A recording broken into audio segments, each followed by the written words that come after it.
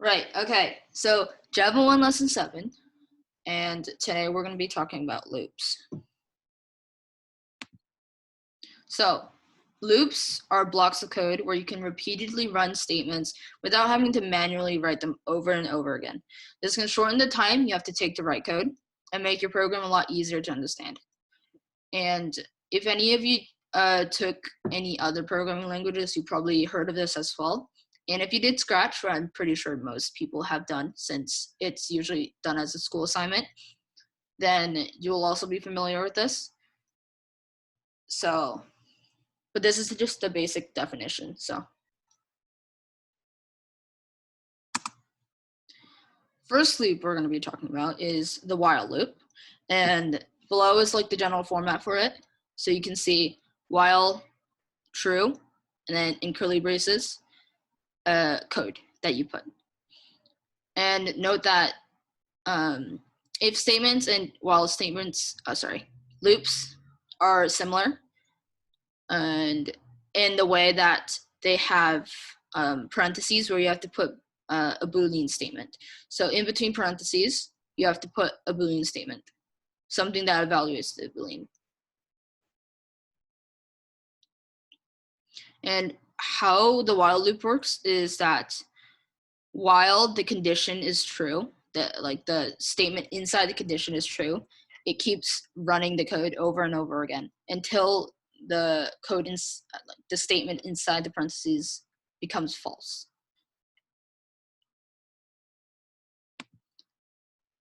Okay, so I'm just gonna read it over again.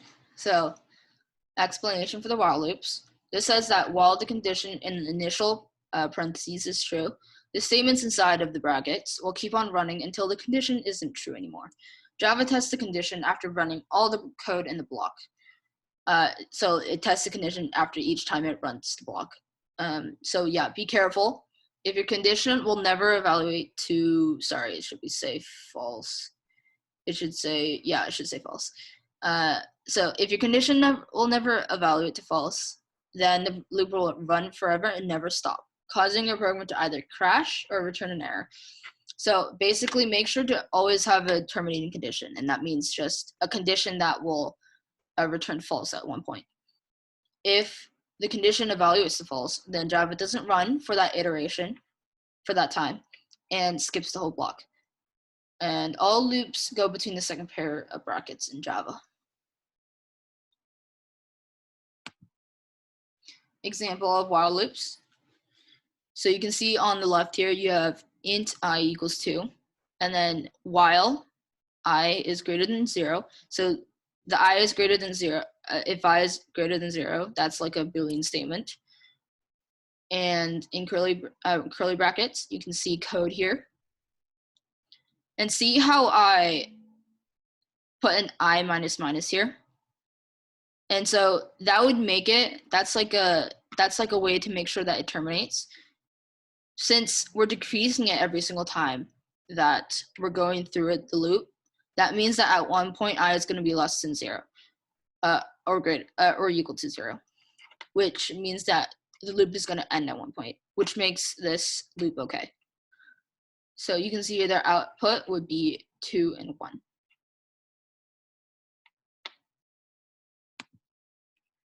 For loops, which is the second loop we're going to talk about.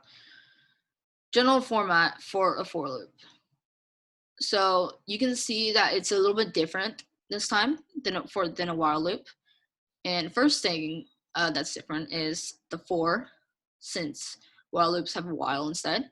And also inside the parentheses, you have a lot more code than what you would have in a while loop. And so this first statement inside the parentheses, the int I equals 0, that's creating a variable for the loop. So I don't know if I mentioned this before or not, but variables have a scope, which means that it's only valid within a certain place. And what that means is that if you create a variable inside a loop, for example, the variable can only be used inside the loop and can't be used outside of the loop. And same case applies here. if you tried to call I outside of the loop, then it wouldn't work.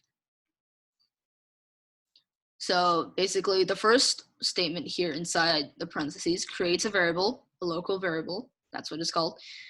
And when you have a semicolon here, and then the next statement is a condition statement, like all for loops have to, all loops in general have to have. And then after the next semicolon, you have like the changing step, where you're either like you're changing the variable, and they always have to go in this order. So you always have to have the variable here, the condition here, and the changing step here.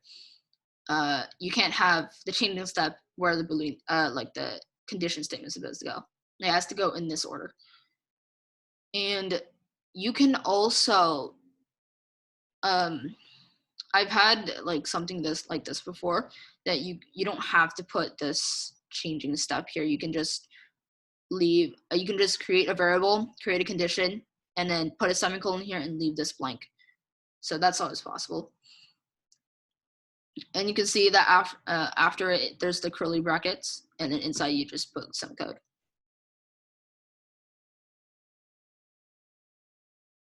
And notice how that the I is in the print statement is used like a variable. So the main thing about local variables is that it, like, you just can't use it in other places if it doesn't have the scope there. But otherwise, you use it the same as always.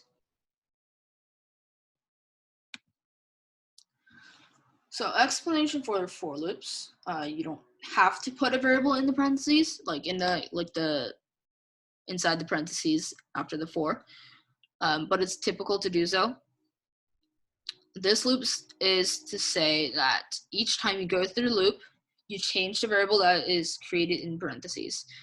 And the change that you do to it is the very last statement inside the parentheses. And the condition usually has something to do with the variable, but the condition, so the condition should evaluate to false at one point.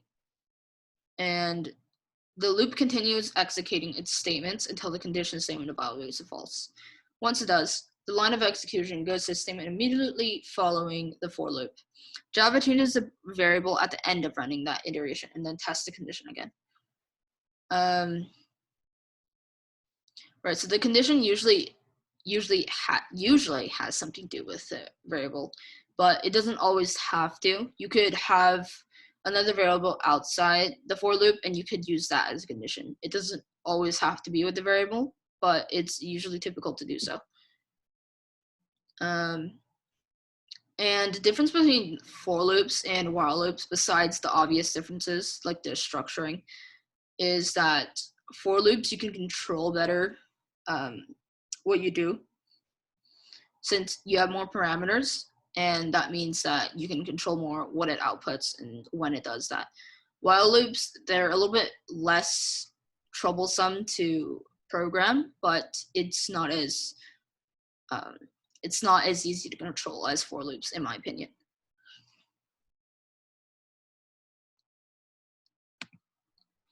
Examples, really example, but example for loops. So you can see here I have a for loop with int I equals 0, semicolon, I is less than 5, semicolon, I plus plus, and then I want it to print all i's. And then you can see here how it outputs 0, 1, 2, 3, 4, since it goes all the way to 4, but not to 5.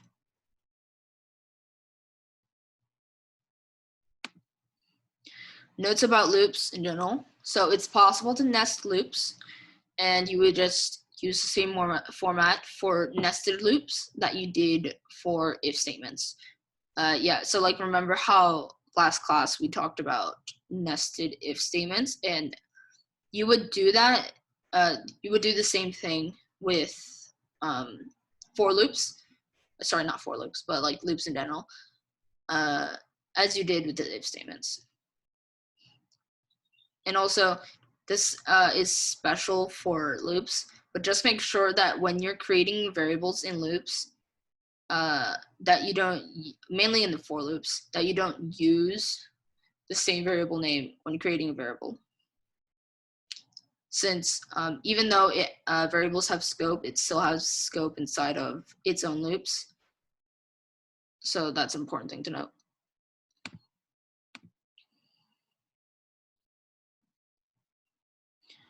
Okay, good formatting is important here, especially with loops and just regular loops, since like I said last time, now is like when it's really important to start having good formatting, since you want to be able to read your code. Again, make sure your loops will all be able to terminate at some point. So have a changing variable. Or we'll discuss something in this lesson later that you will be able to use to also be able to terminate the program at some point. But just make sure that you always have something that can end. Make sure to have matching pairs of brackets, since we're doing many different brackets right now.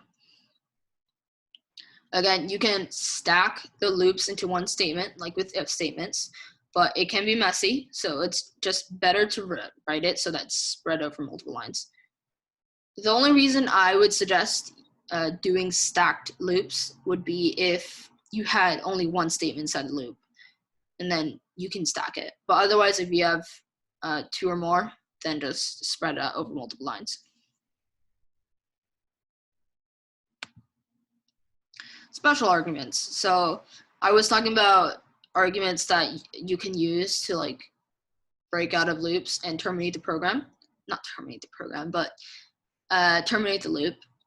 And these are what I was talking about. So these are special arguments for loops. And so you can see how, so the first one is break. So what this does is it exits out of the loop without completing any of the statements left in iteration or in the loop. So, so for example, if it happened in the middle of the block of code while it was executing, then it just break out of loop and not do the rest of the iteration or any iterations after that. And the second one, which is continue, it skips the statements after the statement and goes on to the next iteration, if any.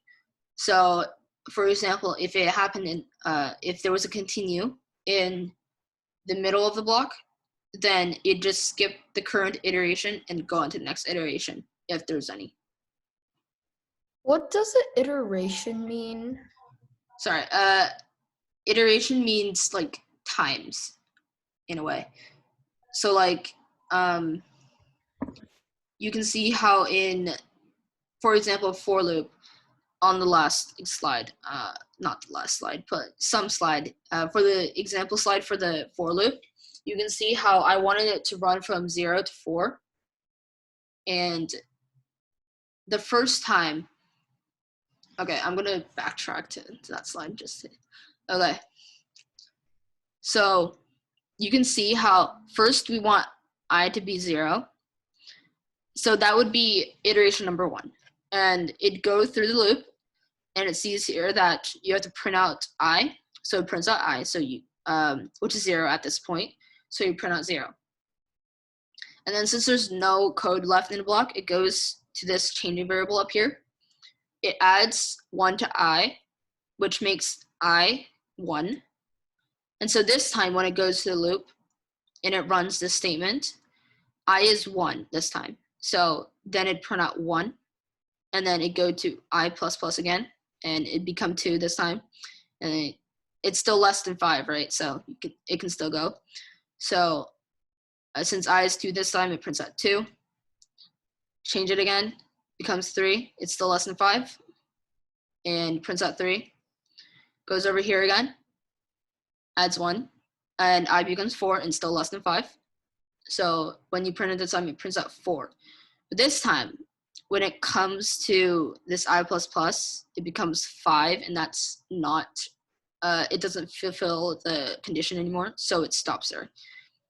And so what I mean by iterations is that every single time it changes the variable. So when I is 0, it's Oh, one okay. iteration. Number 2 is when it's 1, it's the second iteration, and so on. Oh, wait. So basically, it just means every time the loop goes through the code inside the loop, and then it goes back again. That's the iteration, right? Yeah, like every single time it runs through the code. Oh, okay. Thank you. Yeah. I think, were we? Yeah, I think I went over a little bit. Okay. I think I'm fine with the continue. But yeah, continue is just, it skips the statements after the statement that it's in, and then it goes on to the next iteration, if any.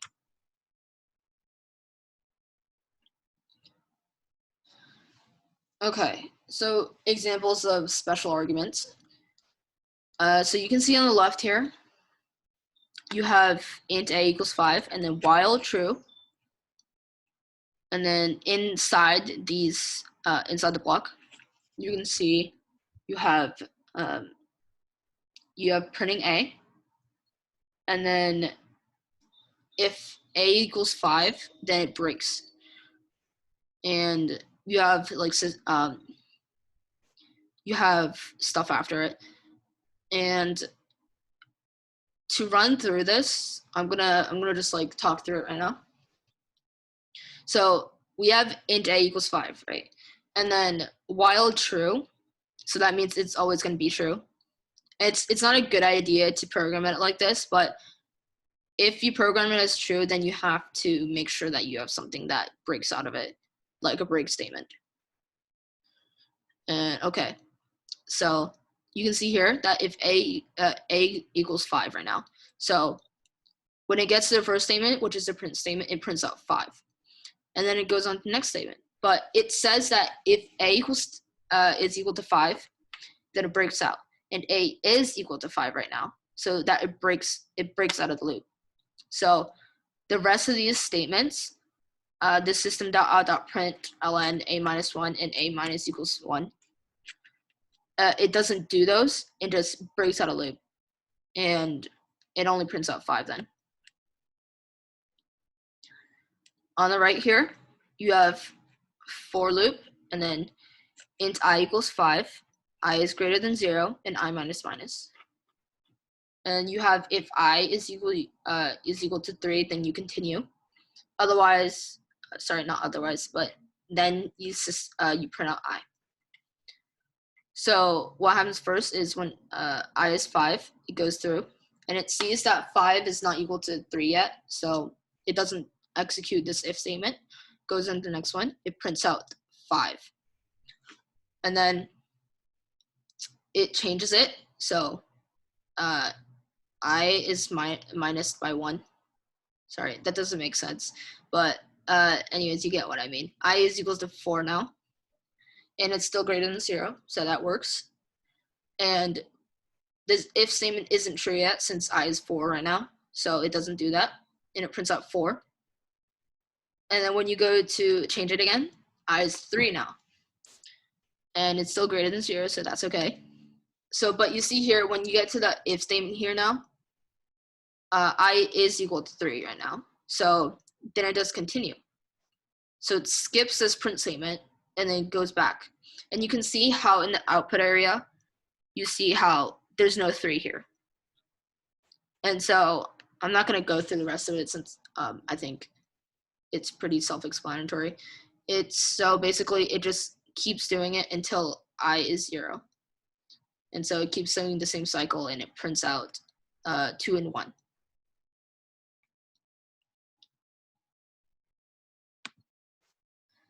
Okay, I think that's it.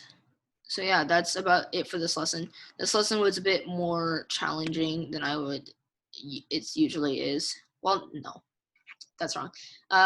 It's a little bit more challenging than previous things we learned.